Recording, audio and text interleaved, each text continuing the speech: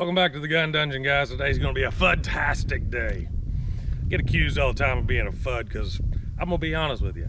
I really like the SKS rifle. And you know, it's kind of one of those rifles that definitely has its downfalls just from the design, the era that it came into. Compared to modern day rifles, you can do a lot better for a battle rifle.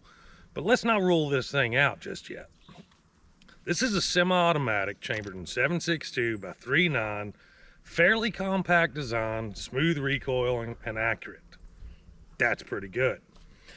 Now, one of the big downfalls of the SKS as a battle rifle is this.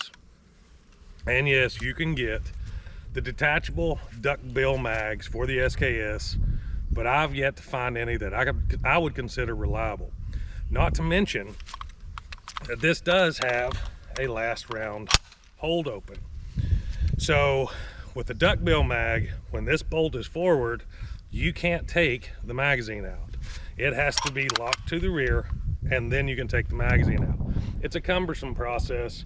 Yeah, it does allow you to have detachable mags, but as I said, I enjoy these in factory configuration. So let's talk about that for a little bit. The factory configuration of this Norinco Top 56 standard run-of-the-mill Chinese SKS 10 round box mag. It is, you can open it up and empty it out if you need to, shut it back. It's got a lever there for that.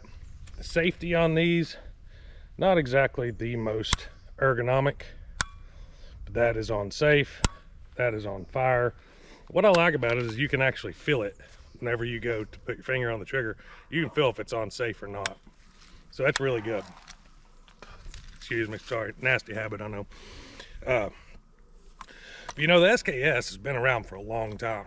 It started out as a military battle rifle designed for the battlefield, and it got replaced in 1947 by, you guessed it, the AK-47. Both of them shoot the same round, but the SKS did go on to fight many wars. Matter of fact, this one is a Bosnian War battlefield pickup. And this thing does have its battle scars. If only this thing could tell stories, we'd be better off. But this ain't the only type of SKS out there. There's Russian SKSs, there are Yugoslavian SKSs. Wait, Yugos. Like this one. This is a much heavier SKS. You can see the grenade launcher attachment here. And this has a gas shutoff right here at the front. Push that over, and then it shuts this gas tube off. So now it's basically a single shot. Raise that up. This is a ladder sight. And you would put your grenade on there, load the gun with a blank. Your grenade would stick out somewhere in this area. Line up the tip of the grenade with your desired meters on your ladder sight and shoot the grenade. Pretty cool feature. Another thing that's really cool about the Yugo that kind of separates itself away from the Russian and the Norinco SKSs, I don't know if you'll be able to see it or not, but this thing actually had flip up night sights. So the sight post is there, raise that up, and these are old as dirt, so of course they don't work. But back in the day they did, somewhat. They're not like tritium like we have today. I'm sure it was you charged it with a light and they would hold it. But see, that's the sight flipped up, flip it down, had your standard sights. So you could adjust this rear sight for elevation. I don't know how accurate you're going to be out to what this thing says. I mean, you get that much pitch on your sights, you're lobbing them in there for sure. But this Yugo has a blade bayonet, whereas you saw the Norinco has spike, and that's just a really cool feature. I know these guns aren't a modern battle rifle that you're going to be trudging through the fields with and relying on them for your own livelihood, but they're just really cool rifles.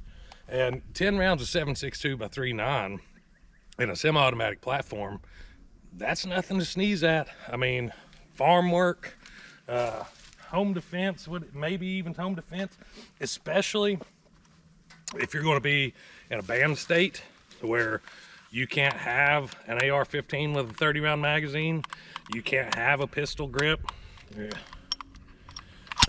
can't have a lot of those features. This thing's got you covered. 10 rounds, powerful round, compact size. This one is much lighter than that Yugo. Even the receiver on the Yugo, the Yugoslavian, is quite a bit thicker, and the Norenkos are not so much. But I really like the Norenko. And like I said, this isn't a history lesson on the SKS. This isn't a SKS is the best rifle in the world video. It's just a fun video because I like SKSs. I like shooting SKSs, and I want to make you all watch me shoot SKSs. So we'll look at this blade bayonet here. Flips up, right over the barrel. It's just cool. That's all. I mean, that's all there is to it. It's just cool. Got the blood grooves in it. This one actually, I don't know if this was on, this particular bayonet was on this one during the Bosnian wars that it came from, but that one could have had blood in the blood groove. Guys, if you're enjoying what you're seeing today, don't forget to hit that like and subscribe. I know everybody on YouTube says it, but for a small channel, it really helps out a lot. And if we get to 1,000 subscribers, I'll do a live video and we can have some chit chats and go from there. All right, so one advantage that the AK-47 definitely had over the SKS was that detachable box magazine and the ability to carry 30 rounds, shoot to you as empty or even close to empty, swap it out with a fresh mag really quick. SKS, you're limited to stripper clips, and that's what we have here. You can use these to load your rifle, or you can just single load them. So I'm gonna single load 2 rounds into the gun, put them in, push them down into the magazine, and I'm gonna load those 2 rounds. When I shoot to empty, you'll see the bolt will lock back. I'll grab my stripper clip. I don't necessarily have a communist stripper clip carrier, so I'm just gonna lay it here on this table. And I will load those 10 rounds into the gun, and let's just see how long it takes. Safety is on. Weapon is charged. Here we go.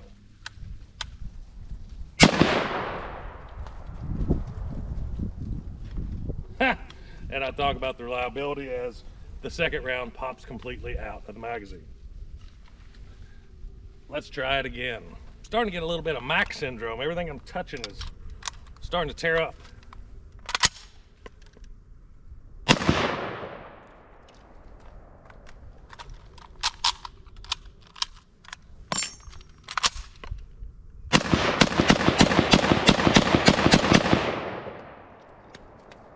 Not too bad. So one thing that I've found that is actually an advantage over the AK-47 with the SKS is I get a little bit better accuracy shooting an SKS, and it could just be me shooting the guns better. AKs typically have pretty good triggers. SKSs typically have battle style triggers. Not great, not terrible, but not great. One thing I did to this Norenko that helped a lot with the accuracy is I added a precision front sight. I don't know if you'll be able to see this or not, but what came on it was just a square post. That's all it was. The front sight was just a rectangle, really squared off. I put this sight post in, and it's actually a stem with a ball on the top of it that nestles right down in that rear groove really well and allows me to shoot it a little bit more accurate than standard configuration sights. So me saying that, I'm going to take a paper target up and put it at 80 yards. I'll take a camera up there so you can see how it shoots. And I'll probably make myself look foolish after saying that I can shoot it more accurately and throw a wild group, but let's shoot this thing on paper at 80 yards, see how it does. Standard Wolf 123 grain ammo. All right, guys, so I've got the target up there, 80 yards. I'm going to put 5 rounds up there. It's standard Wolf 123 grain hollow point stuff. I'm using the Norenko because, like I said, it's got the better front sight on there for me. We'll be shooting off a rest, just standard front rest. See how it does.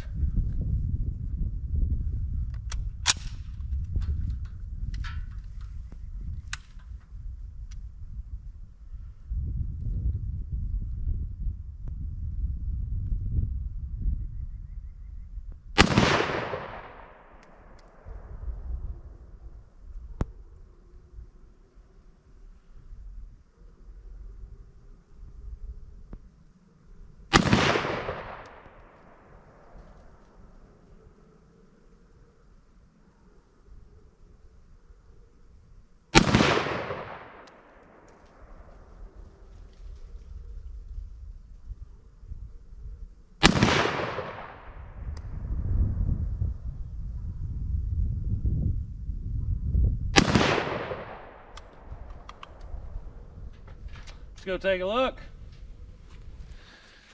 All right, so you already saw it, but that's not too bad. That one was probably me, but 4 of them and about 1.5 inch group at 80 yards. That one, if we count that in, that's probably about a 2.25 inch group, somewhere in that range. But for open sights, guys, an old design like that, an old gun, and that's not bad. So yeah, that's about all I've got for you today. One more thing before you go: don't bubba your SKS. I know a lot of people put them in the Tapco stocks and some of the Monte Carlo stocks and things of that nature. Unless your stocks is just trash, this is how they're meant to be. This is how we like them. This is a great setup. I enjoy them in this configuration. I'm just giving you a hard time. If you want to bubba it.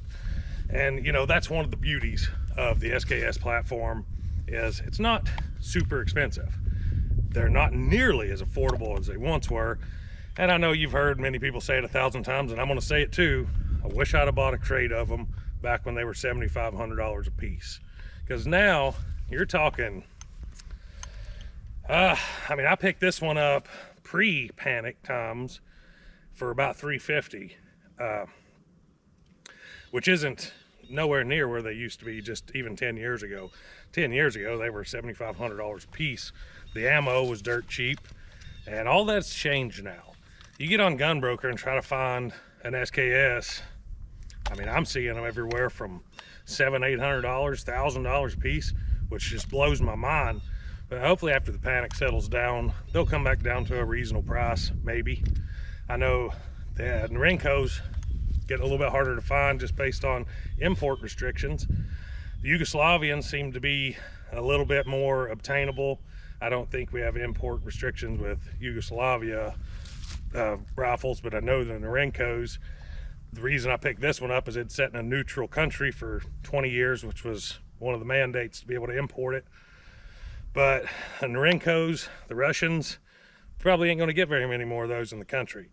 So if you can get your hands on one of those, I would advise doing it. They ain't making any more of these for United States citizens. A lot of the old Norinco's were commercial grade. Chinese built them, sent them to the United States just to sell to civilians. But I don't think we're gonna see many more of those, guys. But yeah, if you get a chance, get you an SKS. If you've already got one, show it some love. That's all I got for you today, guys. Hope you enjoyed today's video. If you did, don't forget to like and subscribe. And as always, stay tuned.